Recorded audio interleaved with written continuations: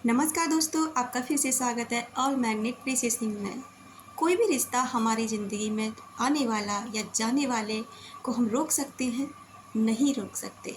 कोई भी रिश्ता हमें बहुत सुख देता है और कोई भी रिश्ता हमें बहुत दुख देता है। कोई एक ऐसा रिश्ता जिससे हम सोच भी नहीं सकते वो हमें बहुत प्यार करता है और कोई एक ऐसा रिश्ता जिससे हम चाहते हैं कि वो हमसे बहुत प्यार करे लेकिन वो नहीं करता। आखिर ऐसा क्यों होता है? कोई इंसान हमारी ज़िंदगी में अचानक से आया, अचानक से हम उसकी तरफ अट्रैक्ट हुए या वो हमारी तरफ अट्रैक्ट हुआ, हम उससे मिले, समय बिताया, एन्जॉयमेंट किया, उसके साथ डेट्स किए, उसके बाद में बहुत सारा समय उसके साथ में बिताया। अब वो इंसान हमारी लाइफ से जा रहा है या जा चुका है, हम उसकी वजह से आज बहुत परेशान हैं। ऐसा क्यों होता है? हमने तो उस इंसान को बहुत ज़्यादा प्यार किया, बहुत ज़्यादा उसके साथ में एफ़र्ट्स डाले, सब कुछ खर्च किया, पैसे खर्च किए, टाइम दिया, सब कुछ किया, फिर उसने ऐसा क्यों किया? देखिए, अगर हम इसे स्पिरिचुअलिटी के हिसाब से देखें ना, तो एक सीधा सा सिंपल सा फंडा है कि हर इंसान का हर इंसान के साथ एक कार्मिक अकाउंट होता है। यानी कि कह सकते हैं कि इस दुनिया में जो भी इंसान जिस भी इंसान से जुड़ता है ना, जिस भी रीजन से, चाहे आप कहीं भी किस दुनिया के किसी भी कोने में रहते हैं, चाहे आप कहीं भी रहते हैं और किसी से भी मिलते हैं ना, तो हर इंसान से आपकी मीटिंग आपके कर्मास की वजह से होती है।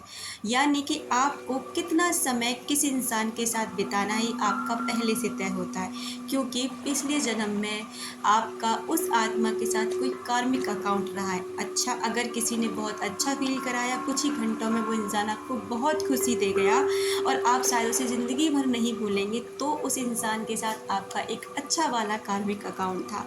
और वहीं कोई इंसान 1 घंटे में आपसे मिला और उस इंसान ने आपको इतना, मतलब आप उससे भिड़ गए और उससे झगड़ा हो गया और झगड़ा इस हद तक पहुंच गया कि मारने मरने तक नौबत आ गई। तो और जबकि आप उसे जानते भी नहीं थे। ऐसा क्यों हुआ?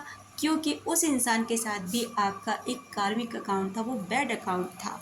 आपका कह सकते हैं कि कोई भी पति पत्नी, माँ बाप, बहन भाई, गर्लफ्रेंड बॉयफ्रेंड या कोई भी इस दुनिया का कैसा भी रिश्ता, आपके बच्चों से भी आपका रिश्ता सिर्फ आपके कर्मास की वजह से अटैच होता है, उसकी वजह से आपके साथ जुड़ता है।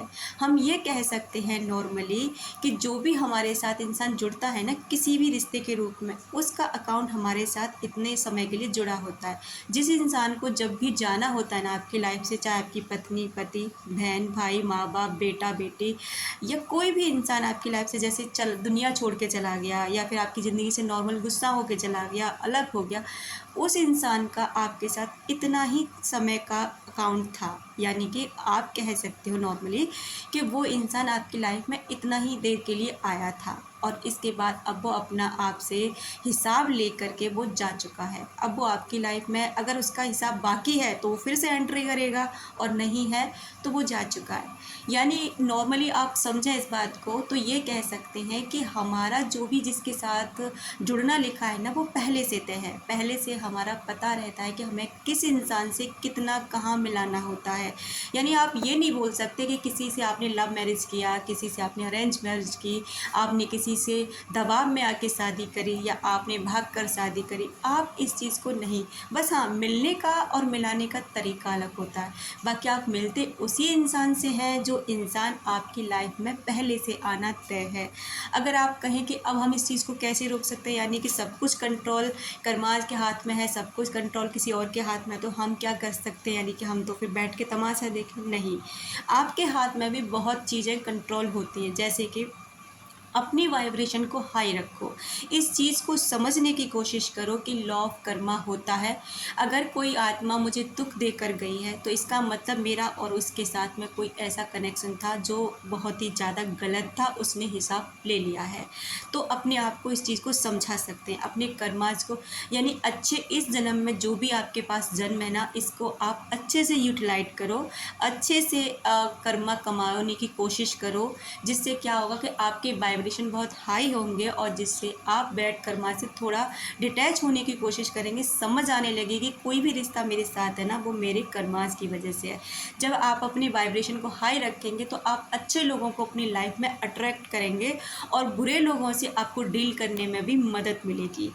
जैसे आप जानते हैं कि लाइक अट्रैक्ट लाइक, यानी कि समानता समान चीज़ों को अट्रैक्ट करती है। अगर आप अपने वाइब्रेशन को बहुत हाई रखेंगे ना, तो आप अच्छे लोगों को अपनी लाइफ में अट्रैक्ट कर पाएंगे, जिससे कि आपके वाइब्रेशन और भी ज़्यादा हाई होंगे। ऐसे लोगों से, जैसे आपकी लाइफ में कोई ऐसा रिश्ता आया, उसने आपको परेशान किया, आप डिप्रेशन तक चले गए, इसका मतलब आपको समझ जाना चाहिए कि वो रिश्ता आपका कार्मिक अकाउंट है। आप वो इंसान आपकी लाइफ में इसलिए आया कि उसे अपना किसी भी जन्म का हिसाब आपसे लेना था और उसने ले लिया। यानी कि लॉ ऑफ कर्म हमेशा काम करता है, हमेशा स्टे रहता है, चाहे आप उस पर बिलीव करें या ना करें। यानी आज आप जो दोगे ना, वो आपको मिलेगा।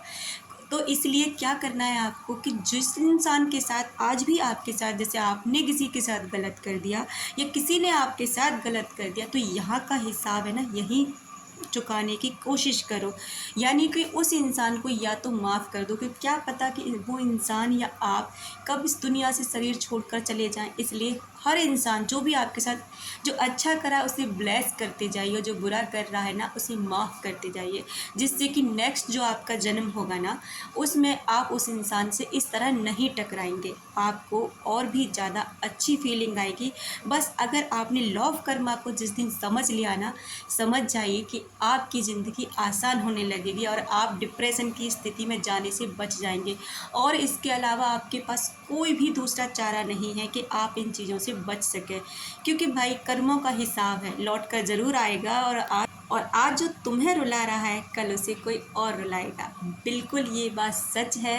अगर आपने किसी को रुलाया है तो आप भी रोएंगे, और किसी और ने आपको रुलाया है तो वो भी रोएगा। उम्मीद करती हूँ कि मैं आपको अच्छे से समझा पाई होंगी। जब तक अपना रखें ख्याल, और मिलते हैं अपने नेक्स्ट वीडियो में। थैंक यू सो मच मुझे अपना कीमती समय देने के लिए।